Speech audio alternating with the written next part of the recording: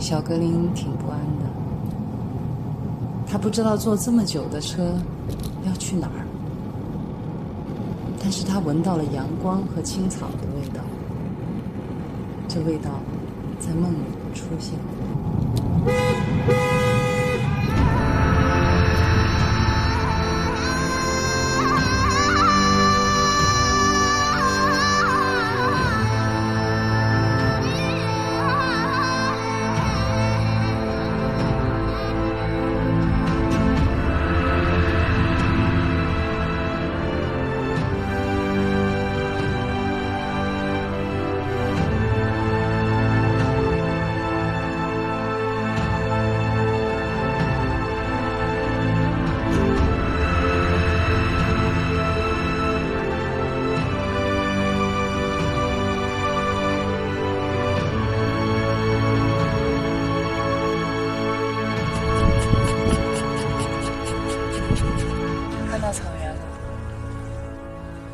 让他出去吗？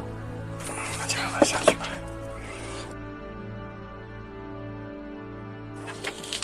嗷！疼，宝宝，你踩到我。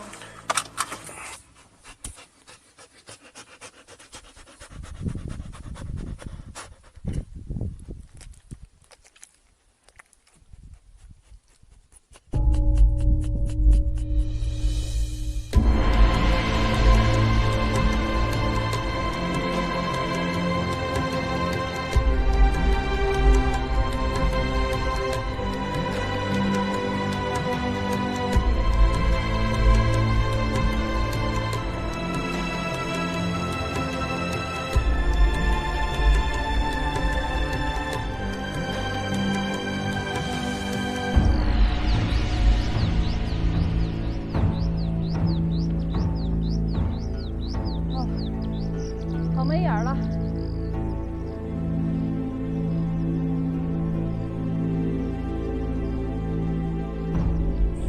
他这样就走了，头也不回。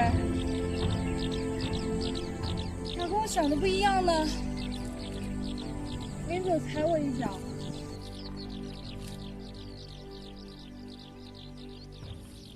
不可能这样就放生了吧？这么大的地方，这下自由了。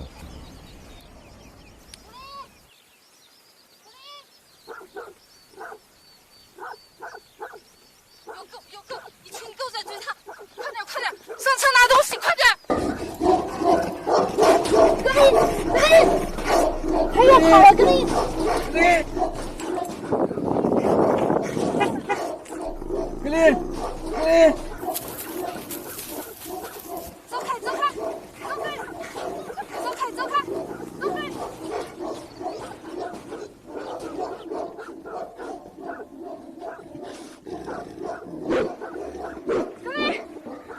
过来！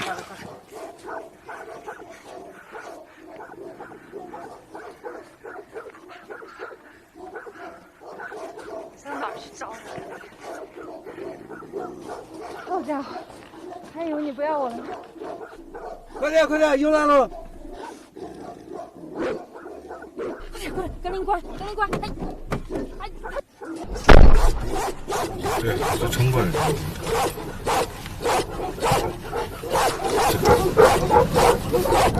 好险哦！还只有个串，下车就遭弄死。看吧，他得不得咬人了哦？他咋跟我想的不一样啊？格林刚领略了草原的自由广阔，马上就领教了草原野狗的厉害。然而，在草原上比野狗更加凶猛的是藏獒。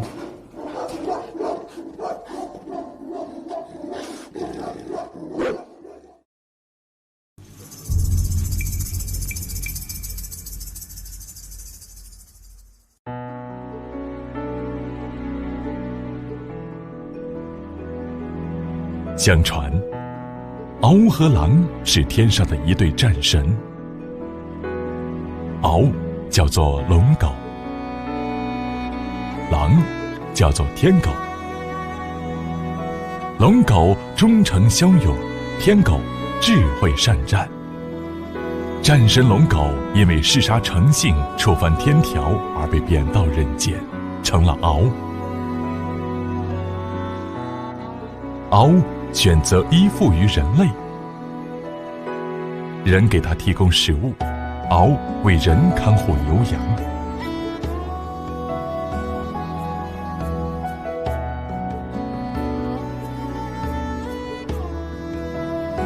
战神天狗因为贪婪成性，妄图吞噬日月，也触犯天条，被贬到人间，成了狼。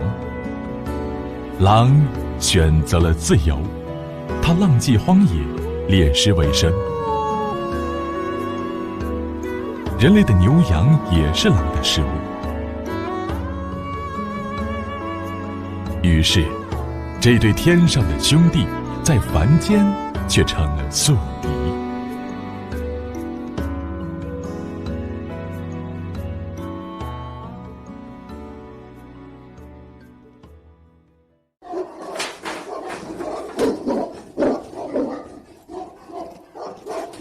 我们是来寻找诗和远方的，还没跑到远方就被撵了回来，实力不够，只能再苟且一下。这是我的朋友老林的獒场，是我们在草原的第一个暂住地。獒场的铁皮墙分隔了3个獒群，中场的獒群数量最少，只有6只，自成一个小群体。这是他们的头獒，叫做皇帝，其他5只藏獒都听皇帝的话。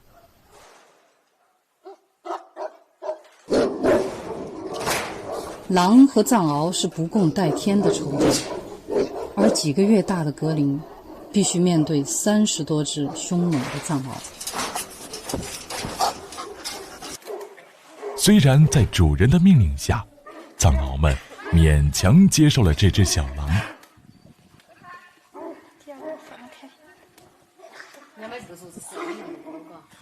但是格林没有地位，他常常被藏獒咬翻在地，踩来踩去，受伤是常有的事。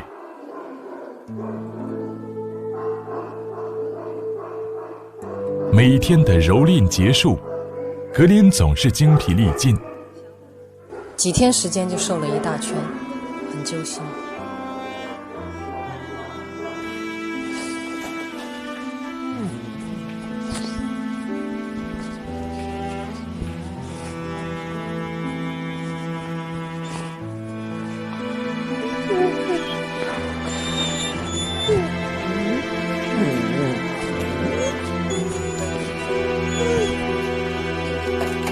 听话，你不进来，你不进来，你不进来，我出来陪你好了。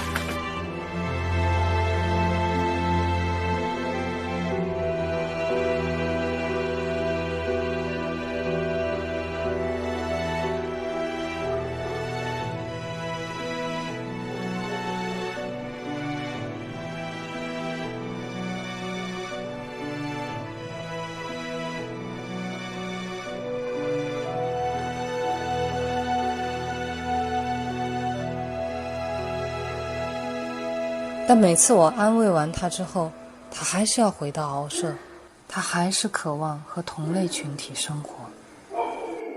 生而为狼的格林，为了确立自己的地位，日复一日，屡战屡败，屡败屡战。然而，独狼难敌众獒，但是格林变得更加强韧，更加敏捷，更加机智。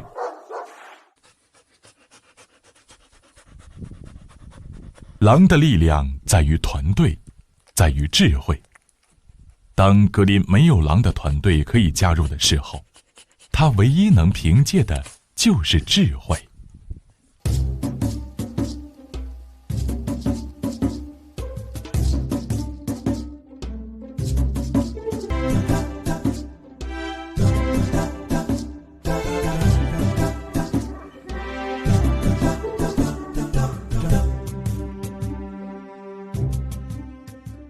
顶着烈日用3天的时间，一双狼爪挖到红肿流血。格林终于挖成了一个1米多深、坐南朝北的洞。洞外烈日暴晒，洞内却阴凉潮湿，不但可以乘凉，还可以防御。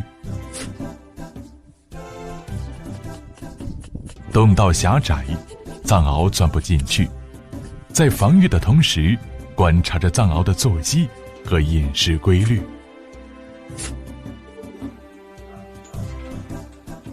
在这高原上，空气稀薄，日晒强烈，白天太阳直射的时候，气温可以达到40度，而藏獒黑色的皮毛吸热，烈日炙烤对他们来说如同炼狱。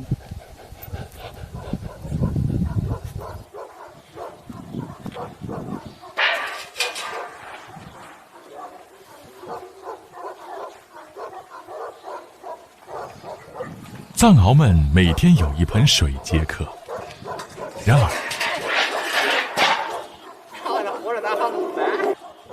格林每天都会抢先喝够水，然后掀翻水盆。他喝完了，他要把它弄翻。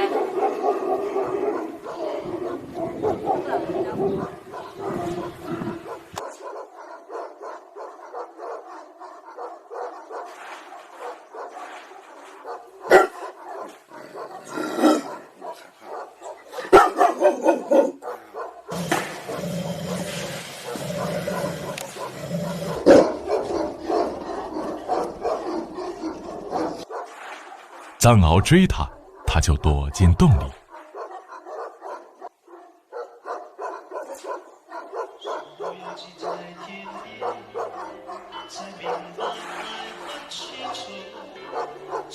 那段时间，不管给他们多少水，格林都要把它倒了，就是不让藏獒喝，饲养员也拿他没辙。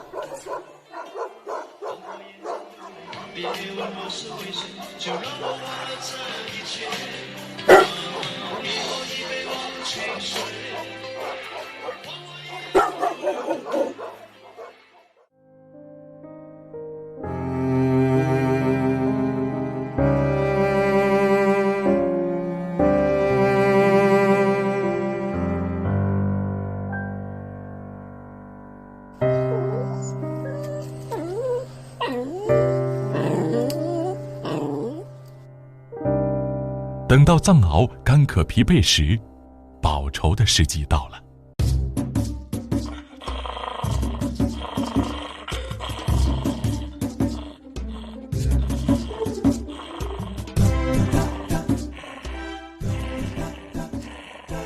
尽管卫伊一再呵斥，也没能阻挡格林用这种方式捍卫自己的地位。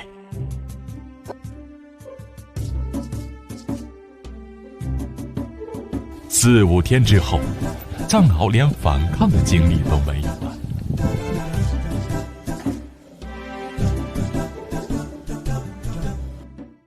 那以后，这一群藏獒再不敢欺负小格林，他们知道了，要想安生，就不能得罪这只小狼。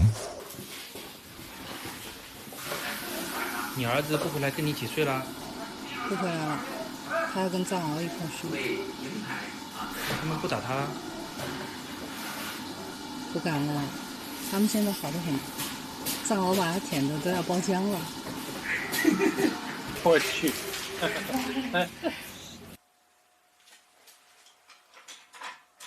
尽管是末等，格林终于在藏獒群中有了一席之地。人们总是好奇狼和藏獒这对宿敌谁能咬死谁，没想到久而久之，格林和这群藏獒们竟然成了好兄弟。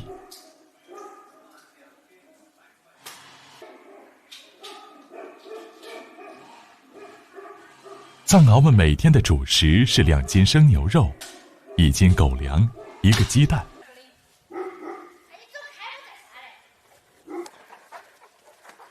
藏獒进食听命于人，但狼绝不遵从狗的规矩。在食物面前，格林一定要让自己掌握主动权。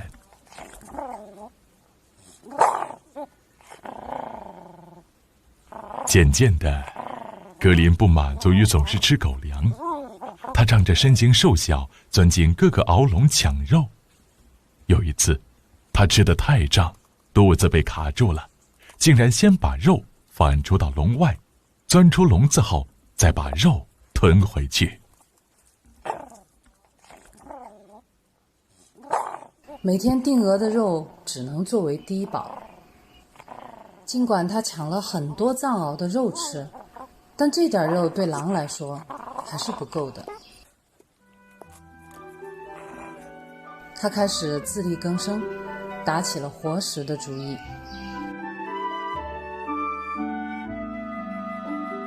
鼠兔是草原上常见的兔类，是野狼钟爱的主食之一。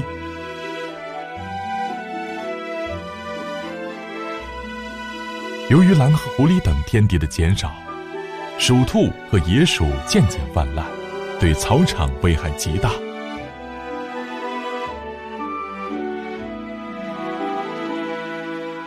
鼠兔机警敏捷，并且从不远离洞口活动。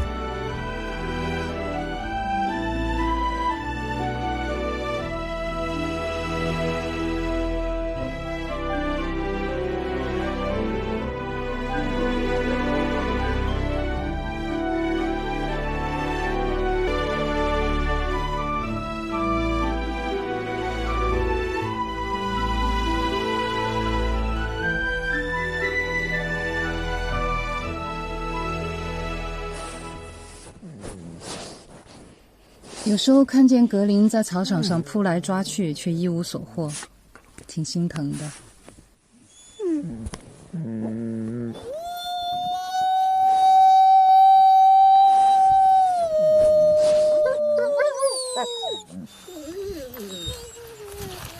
格林是个孤儿，没有狼能够教他怎么生存，我只能扛起狼妈妈的责任，教这孩子捕猎。尽管我也是个青铜。你看见那个没？过来，我教你打，来吧。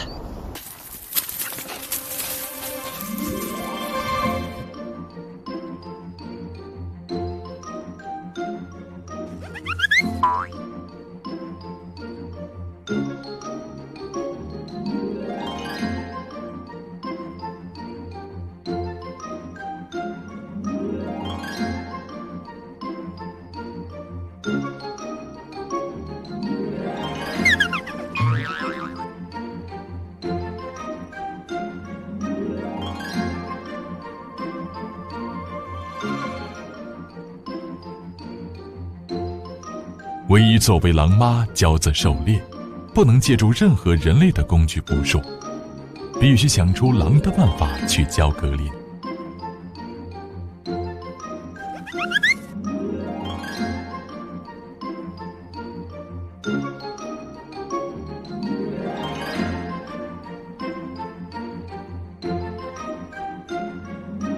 多次失败后，他终于有了一套办法。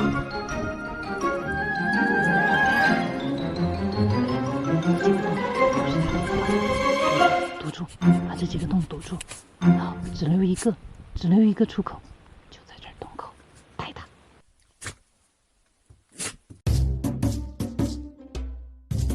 格林很快学会了唯一的方法，并且青出于蓝而胜于蓝。哎呀，快，能干！哇，逮到第一只，哎呀，太棒了！虽然是一只小小的鼠兔，但对格林意义重大，这迈出了他野外狩猎的第一步。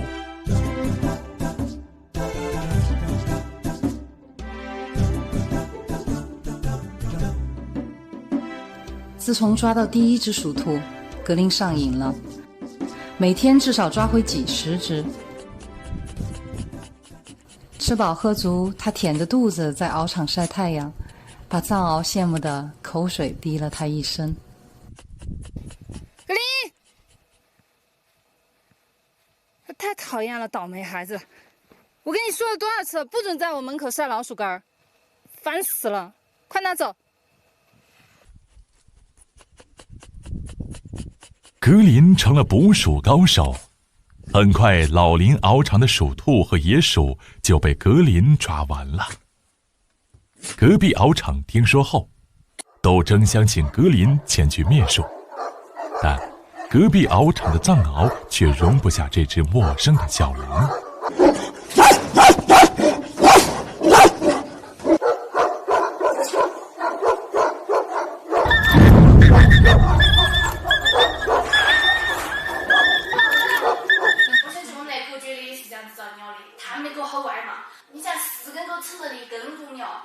再前按点脑壳都扯掉了，好吓人哦！还好没伤到眼睛。已经是非常好了，好感冒。这个洞洞鸟穿了，舌头好像流血了哇！你检查舌头鸟都就这儿压紧，一看流好多血。像是咬到东西，就把嘴巴掰开来看。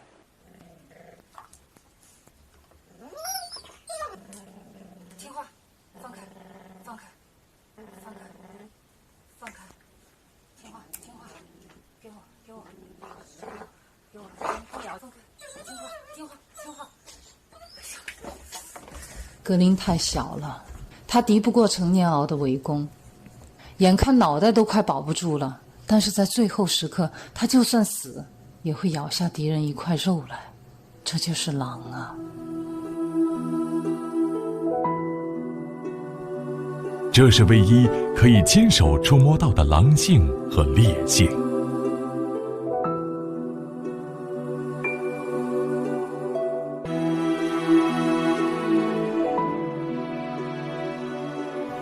格林的脸颊被咬穿，狼牙折断，颈动脉险些撕裂，他张不开嘴，甚至难以进食。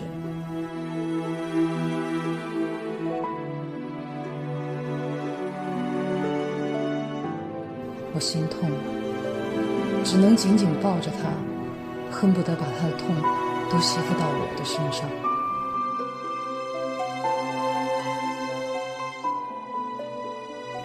格林刚出生就被掏了窝，为了不被囚禁，我们踏上了寻求自由的征程。迫不得已，在獒群中栖身，我带着他东躲西藏，步步小心，却步步凶险。可是对于一匹想要回归荒野的狼而言，还要面临多少的未知？自食其力并承受危险，是追求自由的必然代价。可如果有一天，这代价是他的生命，我还舍得让他走这一步吗？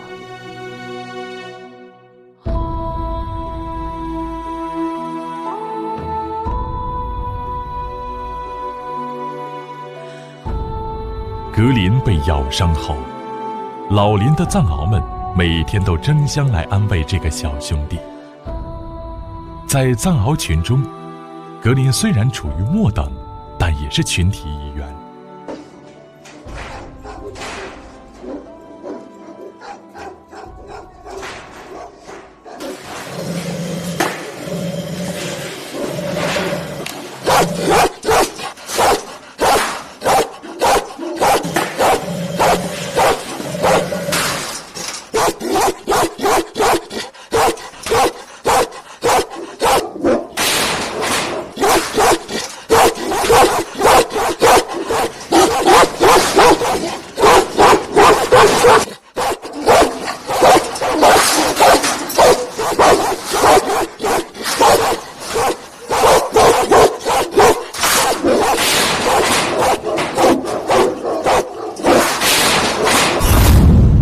群中的公獒们率先撞破铁皮墙，与咬伤格林的隔壁藏獒群混战起来。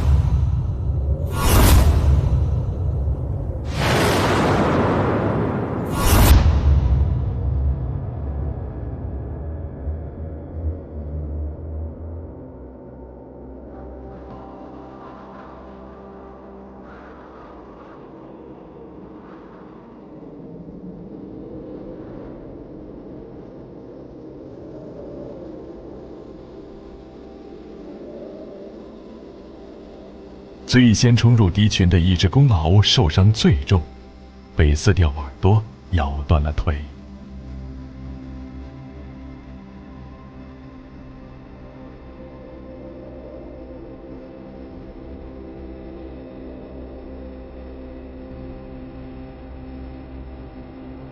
黑虎的头皮白天伤口化脓，晚上脓血结冰。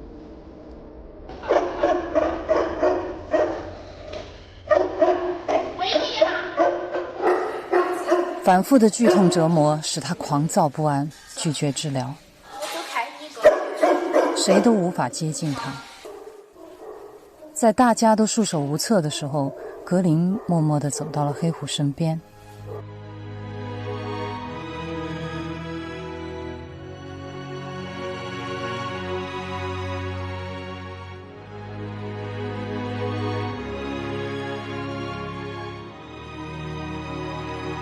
7天7夜，格林固执地守护着重伤的黑虎，舔伤，陪伴，陪伴，舔伤。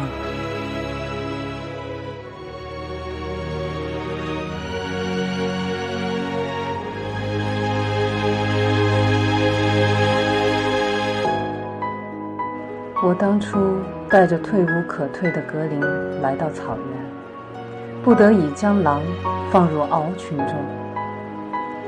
渴望群体生活的小狼，靠着自己的智慧坚韧，居然化敌为友，与藏獒成为了生死与共的战友。狼和藏獒本不是天敌，却被人为造就成了宿敌。獒是忠诚护家的卫士，狼是团队观念极强的勇士。或许传说中的天狗和龙狗真的是可以并肩作战的一对战神。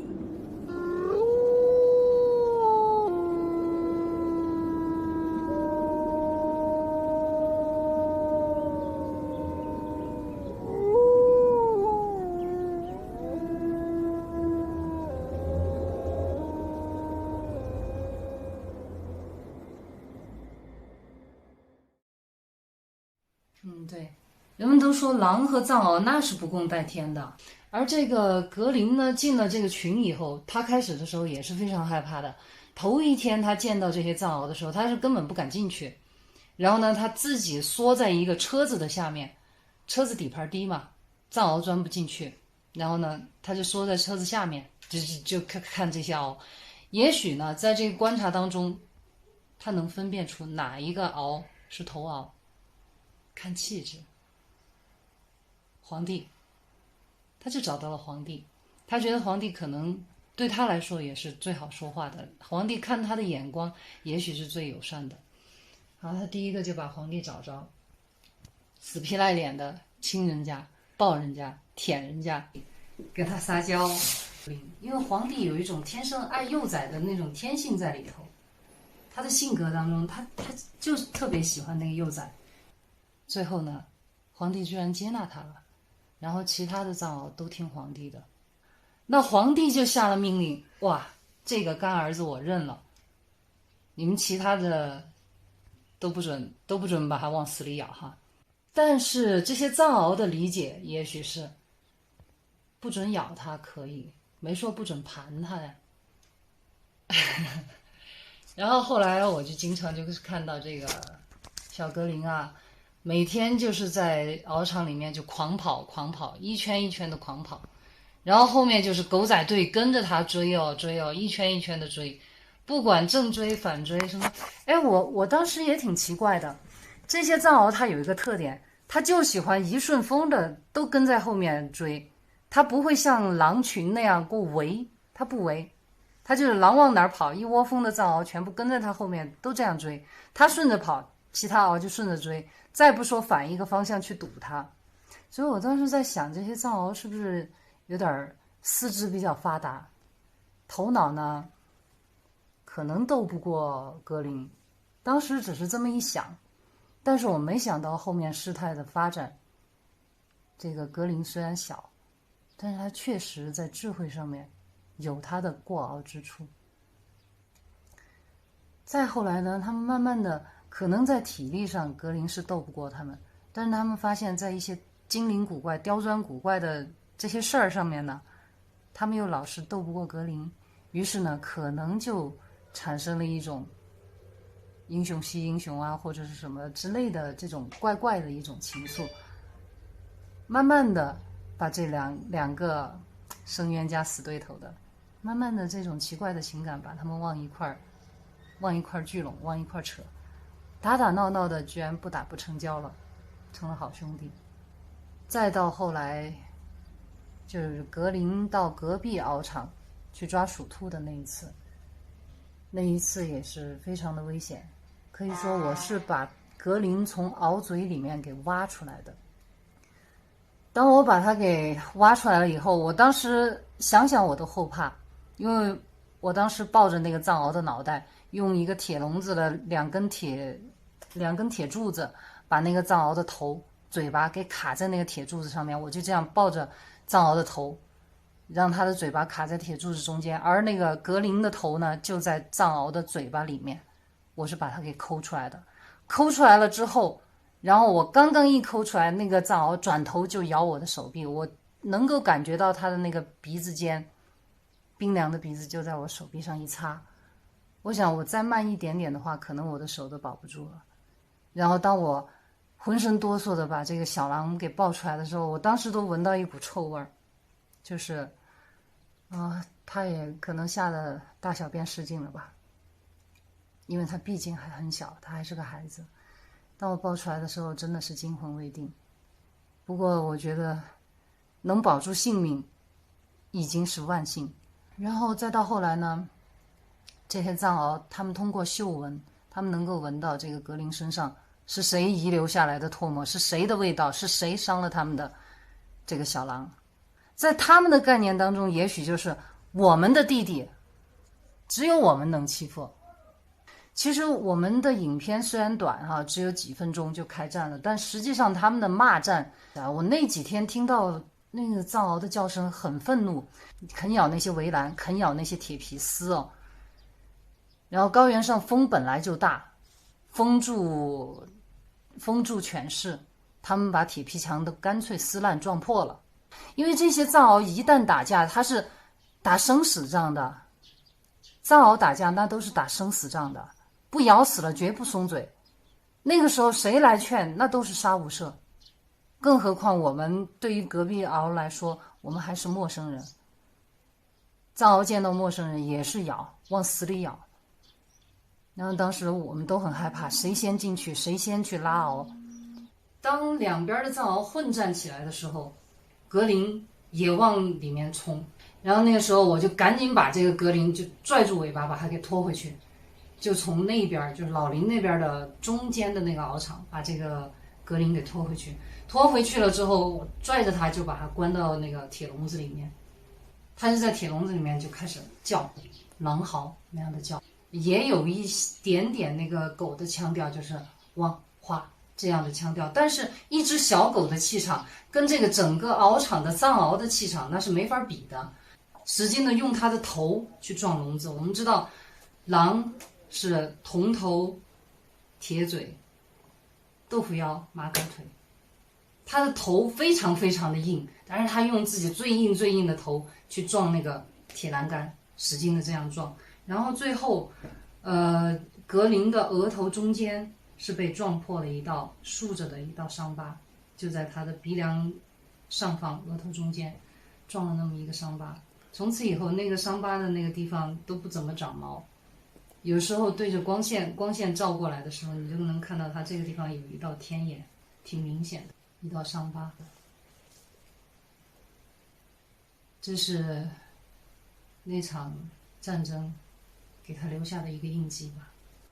后来我们再重新回顾这一段格林在獒场当中所引起的这场最著名的战役当中狂獒血战的时候，当然在做片子的过程当中，我们会想到是可惜没有留下当时的影像，他们当时那个时候还没有像现在这么先进，随便拿起智能手机就能拍。当我拍下格林为那个藏獒舔伤的时候，我当时是来不及去转换成视频模式啊或者什么的，我当时就直接就是手机不是，直接就是相机，摁着快门我就不放了。所以他是连拍的很多照片。我当时在拍的时候，我就在想，这种狼为藏獒舔伤的镜头，可能今后我们都不会再看见了。